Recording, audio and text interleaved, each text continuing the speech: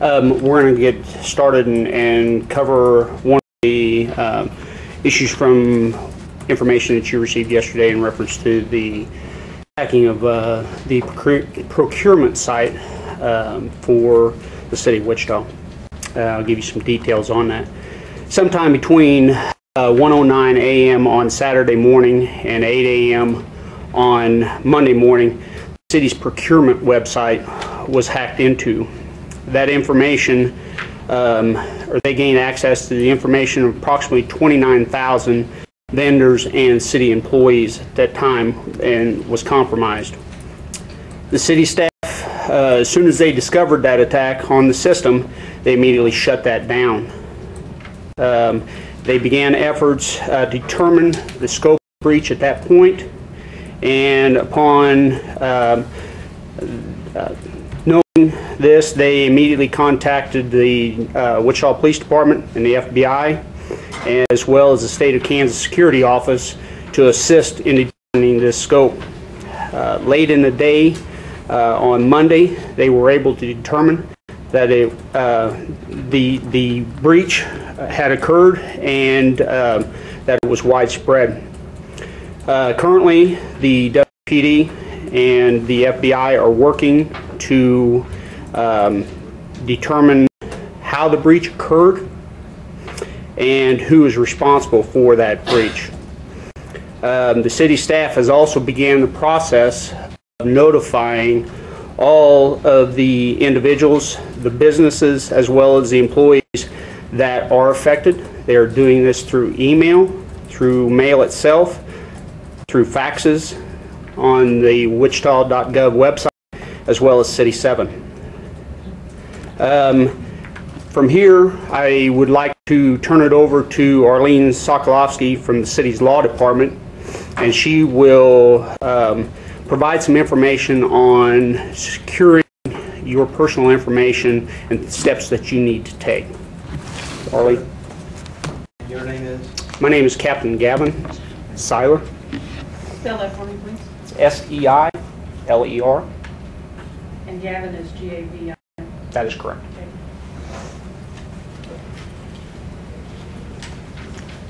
Hello, good morning. My name is Arlene Sokolowski. That's S-O-K-O-L-O-W-S-K-I, and I am with the City Law Department.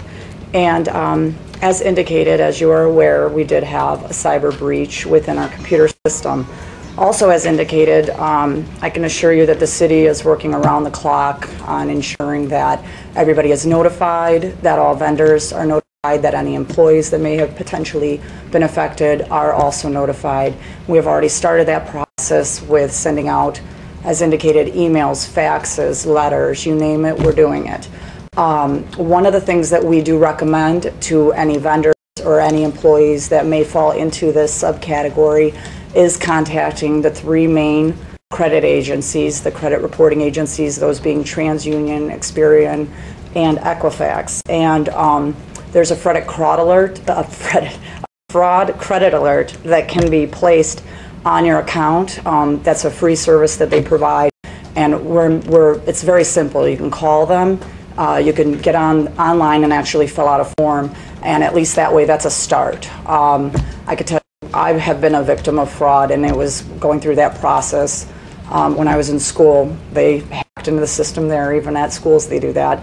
And it was, although it's obviously inconvenient, it is a very, very helpful system, and it helps put your credit it's flagging your credit, so that way nobody can utilize any of that information.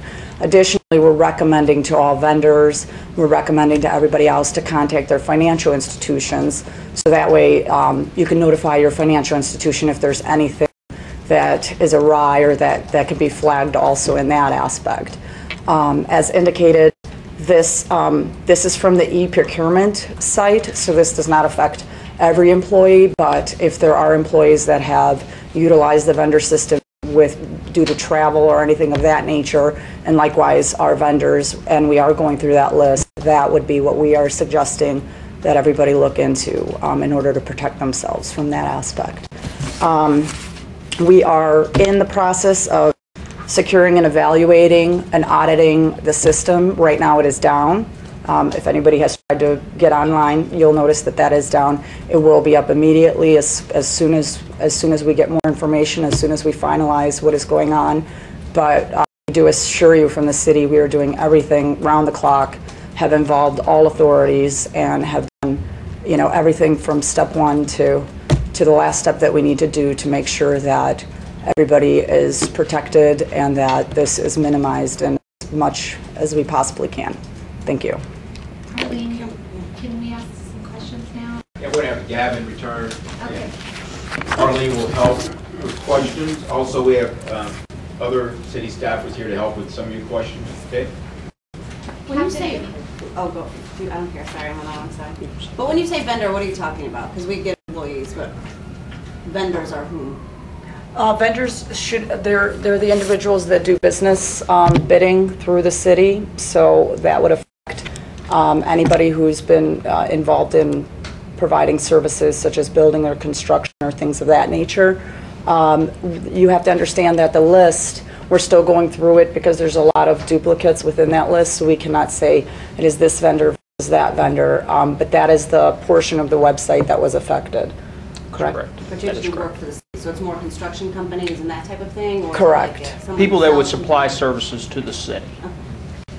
and Gavin, if you would talk a little bit about how you realized there was a breach. Were you getting calls from people going, wait a minute, and how did you realize there was some kind of problem?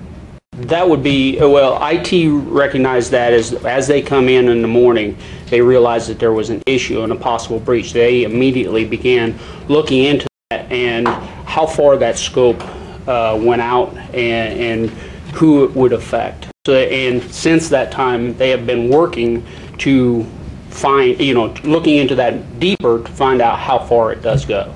So at this point, has anyone had any kind of, you know, their banking account, their social security compromised that you know of? Has anyone called the police department and said, hey? At this point in time, no. There is one incident, and that is basically the incident that occurred when the city's system was hacked into.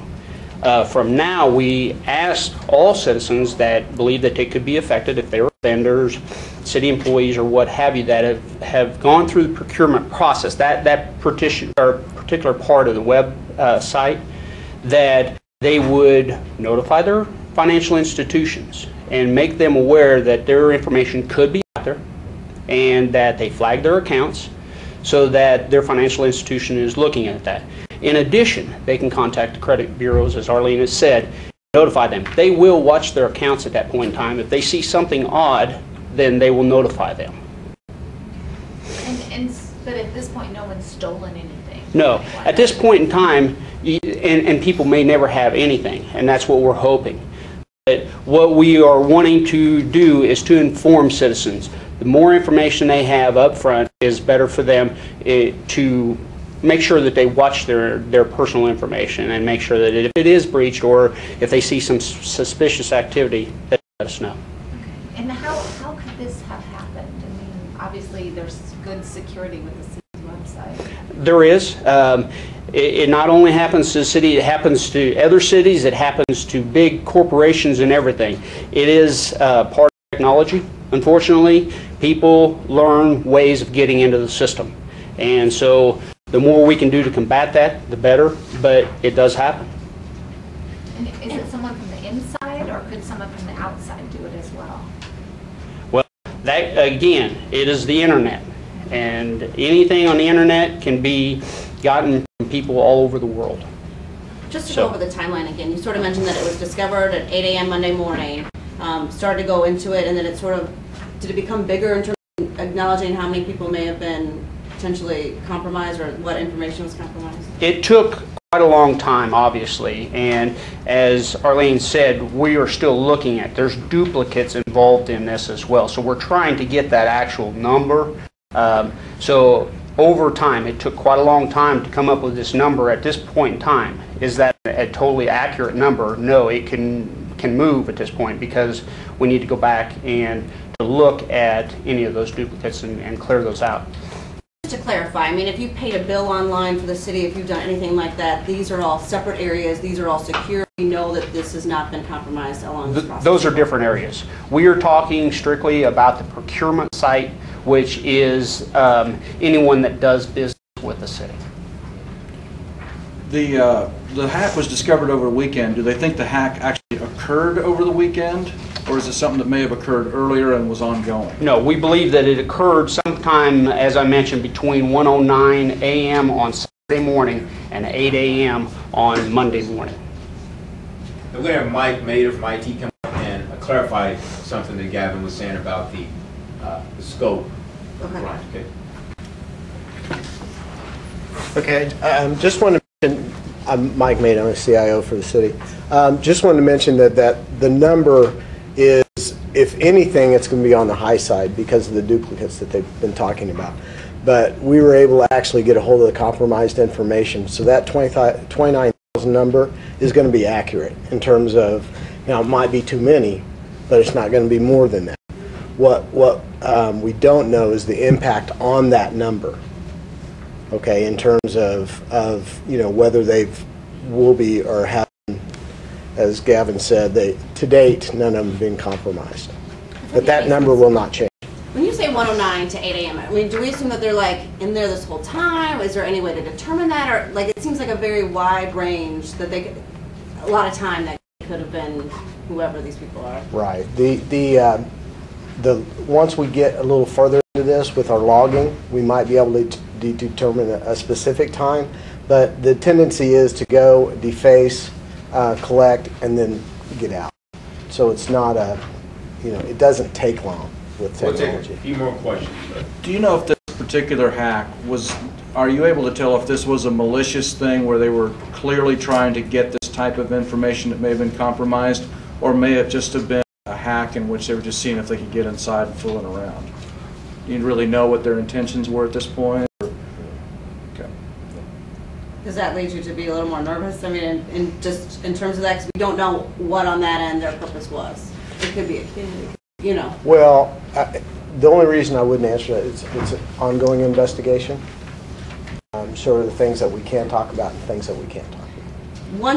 If someone identifies that something has happened to their information, what is their next step? What do you suggest? That is where we are notifying, we're contacting individuals as we're going through the list. So we are contacting each person individually, and then as expressed, at this moment, nothing has occurred. Nobody has been a victim. No one has gone into any accounts. However, just that notification, that is why we suggest contact those credit agencies, put on that fraud alert, contact your financial institution, be proactive.